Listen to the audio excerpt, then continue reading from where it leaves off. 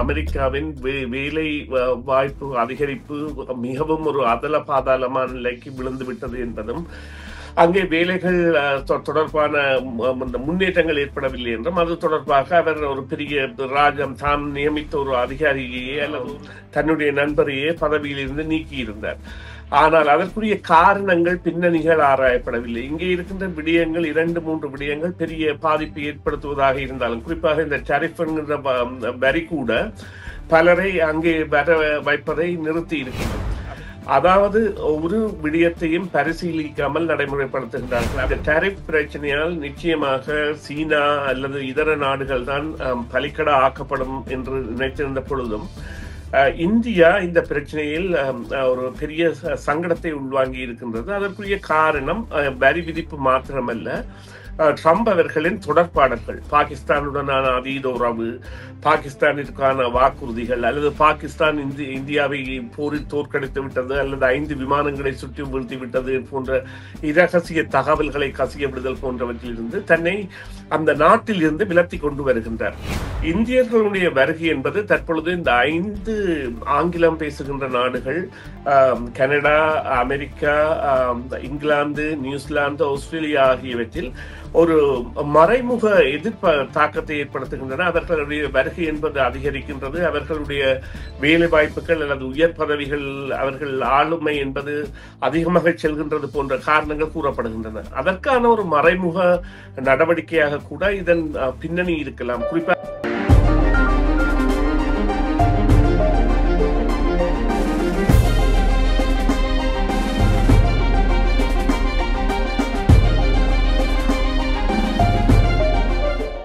சமகால முக்கிய நிலவரம் தொடர்பாக பேசுகின்ற நிகழ்ச்சியில் இன்றும் பல முக்கியமான விடயங்கள் குறித்து பேச இருக்கின்றோம். அதிலும் குறிப்பாக ஜனாதிபதி டொனால்ட் ட்ரம்ப் அவர்கள் தொடர்ந்து வெளியிட்டு வருகின்ற தகவல்களில் மிக முக்கியமாக இப்பொழுது சுற்றுலாத்துறை மற்றும் வர்த்தக ரீதியிலான பயணங்களை அமெரிக்காவுக்கு மேற்கொள்பவர்கள் ஒரு அச்ச நிலைக்குள் அகப்பட்டிருப்பதாக தெரிவிக்கப்படுகிறது. அது மட்டுமில்லாமல் பொதுவாகவே வெளிநாடுகளில் இருந்து அமெரிக்காவுக்கு செல்ல இருப்பவர்கள் எவ்வாறான நிலைமையை எதிர்காலத்தில் எதிர்கொள்ள இருக்கின்றார்கள் என்பதற்கு ஒரு அச்சாணியாக அவருடைய அறிவிப்பு வெளிவந்திருக்கின்றது. இன்றைய தினம் இந்த அறிவிப்பு வெளிவந்தாலும் கூட 7ஆம் தேதி இது நடைமுறைக்கு வரும் என்ற தகவலையும் வெளியிட்டிருக்கின்றார். இதில் குறிப்பாக விசா நடைமுறையில் தூதரகங்களுக்கு அறிவிக்கப்பட்ட தகவலின்படி, குறிப்பாக இனி விசா வழங்குகின்ற பொழுது ஒரு நுழைவு கட்டணத்தை ஒரு டிபாசிட்டாக பெறப்போகிறார்கள். அந்த தொகை $15,000 என்று தெரிவிக்கப்பட்டிருக்கின்றது. அதே நேரத்தில் தூதரகத்தின் அதிகாரிகள் இந்த விசா கொடுப்பதற்கு முன்னர் சில தீர்மானங்களை மேற்கொள்ளலாம் என்ற அறிவிப்பும் வெளிவந்திருக்கின்றது. அந்த வகையில் விசா அதிகாரி நேர்காணல் செய்வதன் ஊடாக ஒருவருக்கு $5,000 அல்லது $10,000 அல்லது $15,000 இந்த முற்பணத்தை செலுத்தி விசாவை வழங்குகின்ற நடைமுறை ஒரு பரீட்சாத்த நடவடிக்கையாக 1 வருட காலத்திற்கு இருக்க போவதாக தற்பொழுது அறிவிக்கப்பட்டு இந்த தகவல் வெளியாகி இருக்கின்றது. இது குறித்து இன்றைய நிகழ்ச்சியில் நாங்கள் பேச இருக்கின்றோம். குறிப்பாக வெளிநாட்டில் இருக்கின்ற பலரும் அமெரிக்காவுக்கு வர விரும்புவார்கள். இப்பொழுது அவர்கள் ஒரு அச்ச நிலைக்குள் அகப்பட்டிருப்பதை பார்க்கக்கூடியதாக இருக்கின்றது. இதன் மூலமாக அமெரிக்காவில் குடிவரவாளர்களை கட்டுப்படுத்தலாம் என்றும், குறிப்பாக இந்த விசா மூலமாக விசிட்டர்ஸ் விசாவில் வந்து தங்குபவர்களை கட்டுப்படுத்தலாம் என்றும் அமெரிக்க ஜனாதிபதி டொனால்ட் ட்ரம்ப் தன்னுடைய எண்ணத்தை வைத்திருக்கின்றார். எதிர்காலத்தில் இவ்வாறான டிபாசிட் தொகையை பெறுவதன் ஊடாக உரிய காலத்தில் விசா நிறைவடைந்தவுடன் அவர்கள் நாட்டுக்கு திரும்பிவிடுவார்கள் என்ற எதிர்பார்ப்பில் இந்த நடைமுறையை கொண்டு வருவதாக அறிவித்திருக்கின்றார். இது எவ்வாறான விளைவுகளை அமெரிக்காவில் ஏற்படுத்த போகின்றது, குறிப்பாக பொருளாதார ரீதியில் எவ்வாறான பாதிப்புகளை இது கொண்டு வரும், பாதுகாப்பு விடயங்களில் இது முன்னேற்றகரமான போக்கை கொண்டிருக்குமா போன்ற விடயங்களை இன்றைய நிகழ்ச்சியில் பேசுவோம். இப்பொழுது எங்களோடு சுரேஷ் தர்மா இணைந்திருக்கின்றார். அவரை சந்திக்கின்றோம். இனிய காலை வணக்கம் சுரேஷ். இனிய காலை வணக்கம் ராம். இனிய காலை வணக்கம் நேயர்களே. ஆமாம், கொஞ்ச நாளைக்கு முன்னர் நாங்கள் பேசுகின்ற பொழுது கோல்டன் விசா பற்றி பேசியிருந்தோம். பல மில்லியன்களை செலுத்துகின்ற பொழுது அமெரிக்காவுக்கு கிரீன் கார்டை பெற்று வரக்கூடிய, அதாவது நிரந்தர வதிவிடமையை பெறலாம் என்ற அறிவிப்பு வெளியானது. ஆனால் அதனுடைய போக்கு எப்படி இருக்கின்றது என்பது கூட புள்ளிவிவர ரீதியில் இன்னும் நிரூபிக்கப்படாத நிலையில் இப்பொழுது அடுத்த அறிவிப்பை வெளியிட்டிருக்கின்றார். மொத்தத்தில் அவருடைய நோக்கம் என்பது பணம் கறப்பதாக இருந்தாலும் கூட இது நாட்டுக்கு நன்மை பயக்கக்கூடிய ஒரு விடயம் என்று குறிப்பிடுகிறார். இதை பற்றிய உங்களுடைய கருத்து என்ன? இதன் மூலமாக இப்பொழுது விசா காலாவதியான பின்னர் தங்கி இருப்பவர்களை மீண்டும் நாட்டுக்கு திருப்பி அனுப்பக்கூடிய ஒரு நிலை ஏற்படும் என்று கருதுகிறீர்களா? இதில் அதாவது முக்கியமாக பார்க்கப்பட வேண்டிய விடயம் என்னவாக இருக்கின்றது என்று சொன்னால், இவ்வாறான விடயங்கள் மூலம் புறப்பட போகின்ற பெறுபேறுகள் பற்றிய ஆய்வுகள் மேற்கொள்ளப்பட்டு இந்த நடவடிக்கைகள் எடுக்கப்படுகின்றனவா, ஒவ்வொரு திணைக்களங்கள் அல்லது துறைகள் சார் அதிகாரிகளிடையான பரிவர்த்தனைகள் இடம்பெறுகின்றனவா என்கின்ற கேள்விகள் எழுப்புவதாக இந்த நடவடிக்கைகள் இடம்பெறுகின்றன.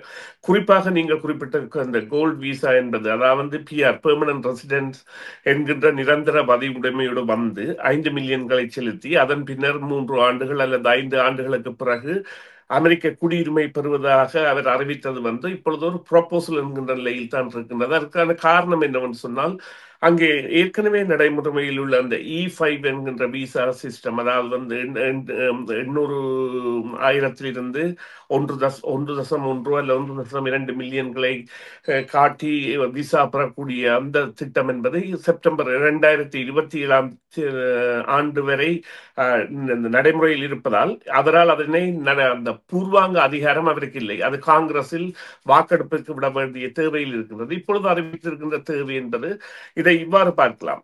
கடந்த வாரம் நீங்கள் கேள்விப்பட்ட செய்தி, அமெரிக்காவின் வேலை வாய்ப்பு அதிகரிப்பு மிகவும் ஒரு அதல பாதாளமான நிலைக்கு விழுந்து விட்டது என்பதும், அங்கே வேலைகள் தொடர்பான முன்னேற்றங்கள் ஏற்படவில்லை என்றும், அது தொடர்பாக அவர் ஒரு பெரிய தான் நியமித்த ஒரு அதிகாரியையே அல்லது தன்னுடைய நண்பரையே பதவியிலிருந்து நீக்கி இருந்தார்.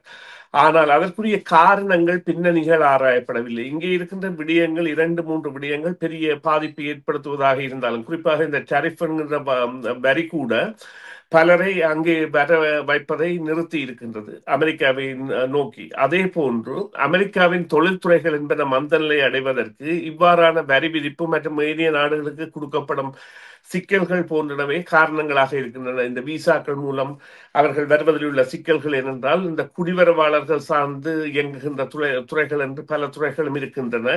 குறிப்பாக விவசாயத்திற்கு கூட அவர்கள் அமெரிக்கர்கள் ஒருவரை வேலைக்கு எடுப்பதென்றால் $24-25 மத்தியாலத்திற்கு கொடுக்க வேண்டிய தேவையும், அதே இது ஒரு மெக்சிகோவை சேர்ந்த குடிவரவாளரை $10 எடுக்கக்கூடிய வசதியும் அவர்களுக்கு இருந்த சந்தர்ப்பத்தில் இவ்வாறான நடைமுறைகள் வருகின்றன. இங்கு உள்ள விடயம் என்னவென்று சொன்னால்தான், அதாவது ஒரு விடயத்தையும் பரிசீலிக்காமல் நடைமுறைப்படுத்துகின்றார்கள். அவர்களுடைய அந்த இமிகிரேஷன் சிஸ்டம், இந்த ஐஸ் எனப்படுகின்ற திட்டத்தின் கீழ் வெளியேற்றப்பட்டவர்களில் பலர் நிரந்தரமாக, அதாவது சட்ட ரீதியாக இருக்கக்கூடியவர்கள் கூட வெளியேற்றப்பட்டிருக்கின்றார்கள்.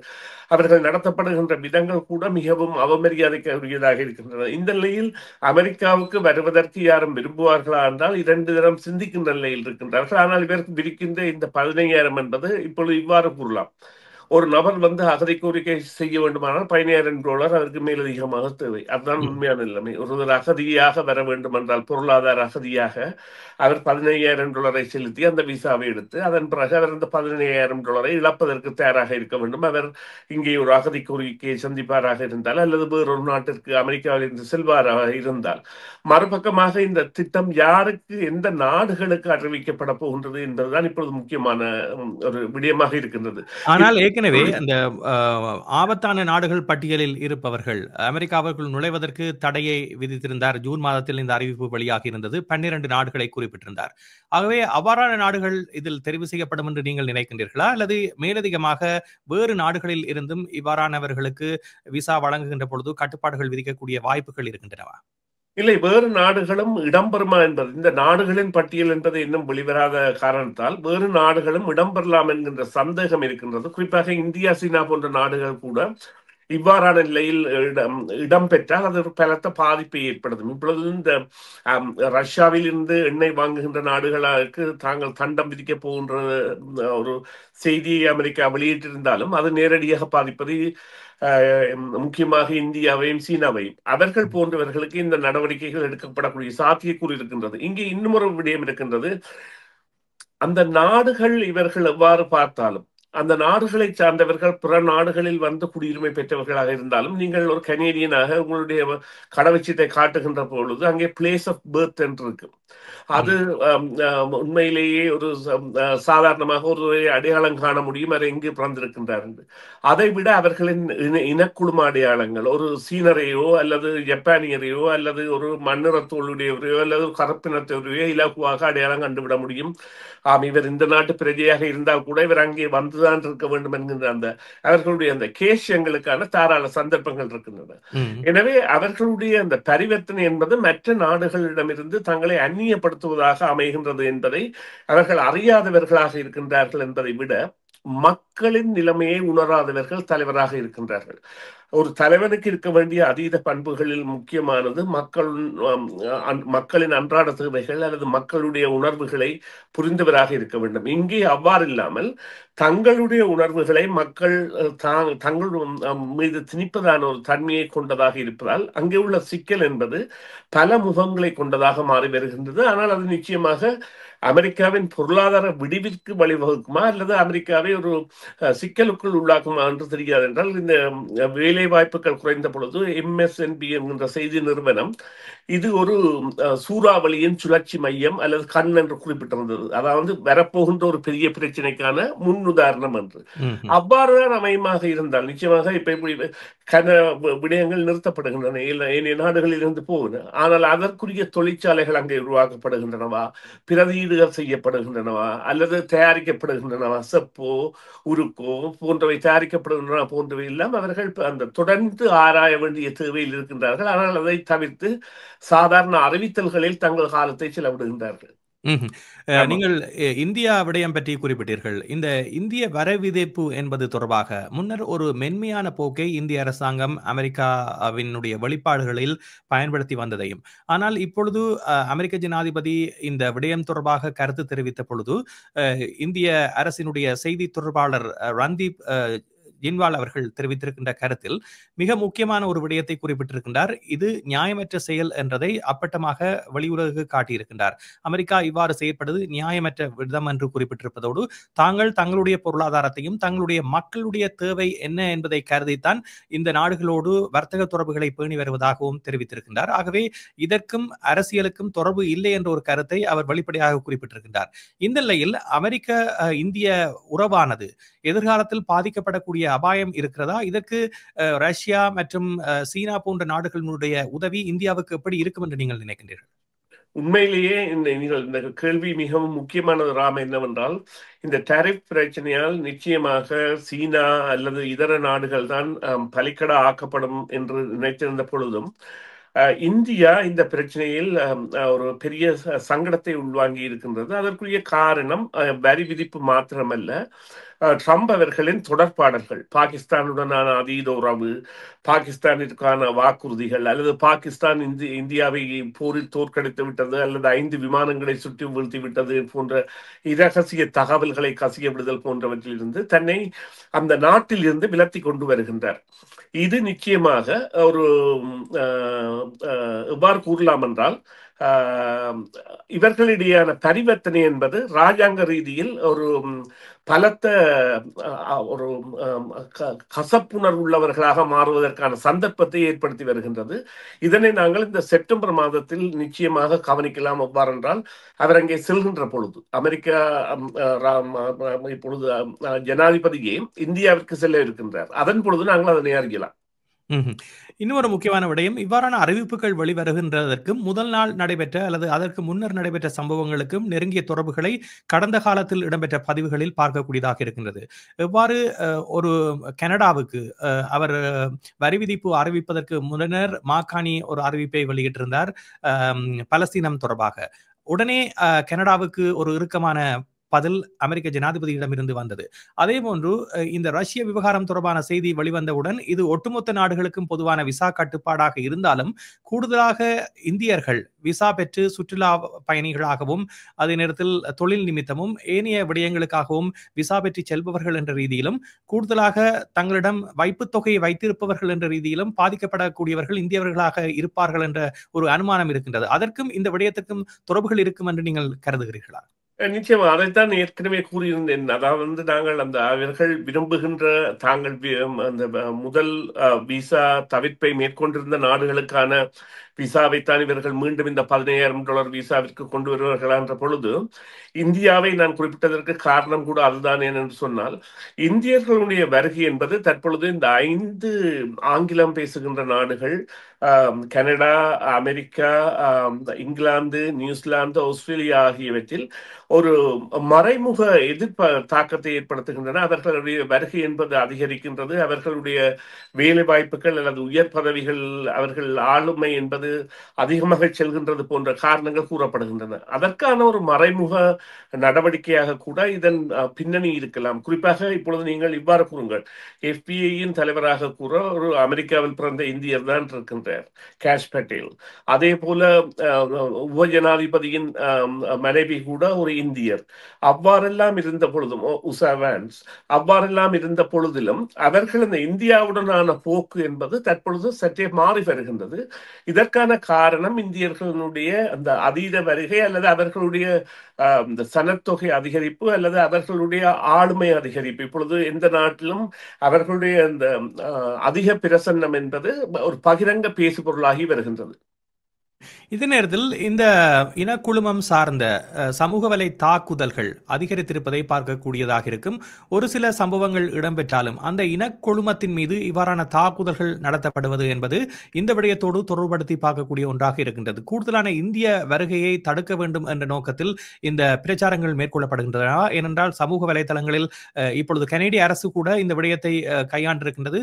சமூக வலைதளங்களில் பதிவேற்றம் செய்யப்படுகின்ற தனிப்பட்ட ரீதியிலான கருத்துக்கள் செய்திகளாக மாறாது, அது விமர்சனங்களாகத்தான் பார்க்கப்பட வேண்டும். மக்கள் இதனை பகுத்தாயக்கூடிய ஒரு தன்மையில் இருக்க வேண்டும் என்ற ஒரு விடயத்தை கனேடிய அரசு சார்பாக ஒரு செய்தி குறிப்பில் தெரிவித்திருக்கின்றார்கள்.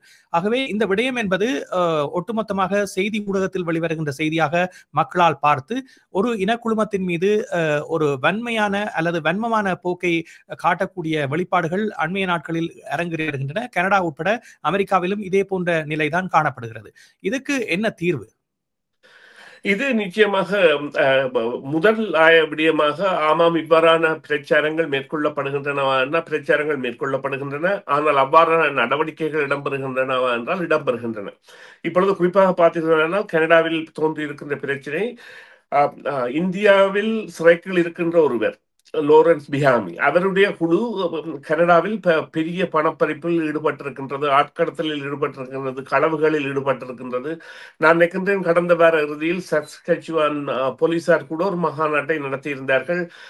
அந்த இடத்துல எனக்கு இடம் படிவாக தெரியவில்லை இந்த மாகாணம் என்று, ஆனால் செய்தியில் பார்த்த ஞாபகம்.